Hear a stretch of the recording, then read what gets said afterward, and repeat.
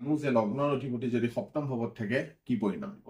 চাওক, আমি এইটো ৰিফাৰেঞ্চ বুক হিচাপে আমি বৃহৎ পৰাশৰ হৰশাস্ত্ৰ পৰাশৰ মুনিৰ বৃহৎ পৰাশৰ হৰশাস্ত্ৰৰ পৰা লৈছো যে পৰাশৰ মুনিয়ে কি কৈছে যে লগ্নৰ অধিপতি যদি সপ্তম ভাৱত যদি থাকে কি পৰিণাম দিয়ে, যে সাধাৰণতে ই বৰ ভাল প্ৰভাৱ নিদিয়ে কুণ্ডলী এখনৰ কাৰণে। লগ্নৰ অধিপতি যদি সপ্তম ভাৱত থাকে, শুভ গ্ৰহই হওক বা অশুভ গ্ৰহই হওক, বৰ বিশেষ ভাল বেনিফিট নহয় আৰু বৰ বেছি ভাল প্ৰভাৱো নিদিয়ে। ইয়াতে কি কৈছে যে লগ্নৰ অধিপতি যদি সপ্তম ঘৰত যদি লগ্নৰ অধিপতি পাপী হয় যদি সপ্তম ঘৰত থাকে, তেনেহলে তেনে জাতক বা জাতিকাৰ স্ত্ৰী বা পুৰুষ যিয়ে নহওক কিয় তেওঁলোকৰ সদায় নিগেটিভিটি হয়, নিগেটিভ কেৰেক্টাৰৰ হয়, অন্য পুৰুষ বা মহিলাৰ প্ৰতি আকৃষ্ট হোৱা দেখা পোৱা যায়। আৰু তেওঁলোকৰ চৰিত্ৰ বৰ বিশেষ ভাল বুলি নহয়, তেওঁলোকৰ স্ত্ৰী বা তেওঁৰ হাজবেণ্ড নাক হোৱা দেখা পোৱা যায় যদি লগ্নৰ অধিপতি পাপী হয় যদি সপ্তম ঘৰত থাকে। আৰু লগ্নৰ অধিপতি যদি পাপী হয় পাপ প্ৰভাৱত সপ্তম ঘৰত থাকে, তেনে জাতক বা জাতিকাৰ বিয়াৰ সমস্যা সদায় দেখা পোৱা যাব।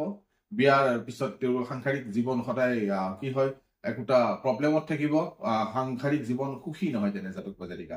আৰু তেনে জাতক বা জাতিকা যদি ব্যৱসায়ো যদি কৰে, ব্যৱসায়ত বৰ বিশেষ সুফল নাপায়, পাৰ্টনাৰশ্বিপ ব্যৱসায়তো আৰু বেছি সুফল নাপায়। আৰু যদি লগ্নৰ অধিপতি যদি শুভ গ্ৰহ হয় যদি সপ্তম ভাৱত থাকে, তেনেহলে তেনে জাতক বা জাতিকা বৰ বিশেষ ভাল প্ৰভাৱ নাপায়। তেওঁলোকৰ টকাৰ পইচাৰ কাৰণে বা সুখ শান্তি সমৃদ্ধিৰ কাৰণে সদায় ষ্ট্ৰাগল কৰিবলগীয়া হয়, দৰিদ্ৰ হোৱা দেখা পোৱা যায় তেনে জাতক বা জাতিকা, একৰ্ডিং টু বৃহৎ পৰাশৰ হৰশাস্ত্ৰ।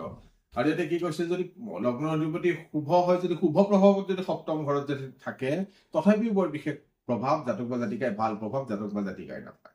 ইয়াতে কি কৈছে যে আমি এইটো বুজিব লাগিব যে লগ্ন অধিপতি যোনেই নহওক কিয়, লগ্ন অধিপতি পাপী হওক বা শুভই হওক, যদি সপ্তম ঘৰত থাকে তেনেহলে এইটো সদায় নিগেটিভিটিহে জাতক বা জাতিকাৰ জীৱনত আনিব।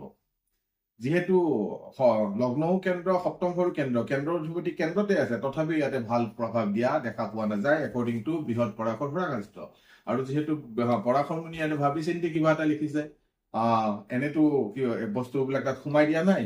আৰু যিহেতু এই বস্তুবিলাক হোৱা আমি নিজেও দেখা পাইছো, লগ্নৰ অধিপতি যেতিয়া সপ্তম ঘৰত থাকে বৰ ভাল ৰিজাল্ট আমি জাতক বা জাতিকাৰ পোৱা নাই। সেইটো কাৰণে চাব যে লগ্নৰ অধিপতি যদি কাৰোবাৰ সপ্তম ঘৰত থাকে, তেনেহলে তেওঁলোকসকলক ষ্ট্ৰিক্ট এটা বান্ধোনৰ মাজত থাকিব।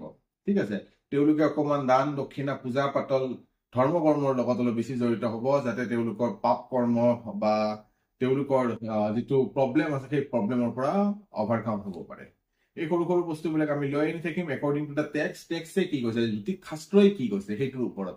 ইয়াতে আমি নিজে বনোৱা কথা এটাও নাই, আমাৰ যিবিলাক চেগা আছে তেওঁলোকে কি কৈছে, ঠিক আছে, ঋষি মুনিয়ে আমাক কি কৈছে সেইটোৰ ওপৰত আমি আলোচনা কৰি আছো।